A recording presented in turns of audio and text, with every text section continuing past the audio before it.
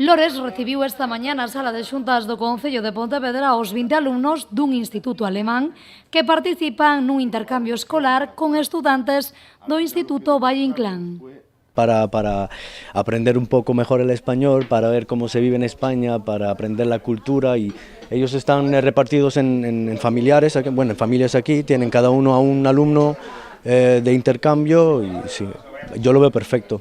Estes alumnos están en 9º e 10º grado, o que equivale a 3º e 4º da ESO, e estudan español como segunda lingua, por iso valoran positivamente esta experiencia.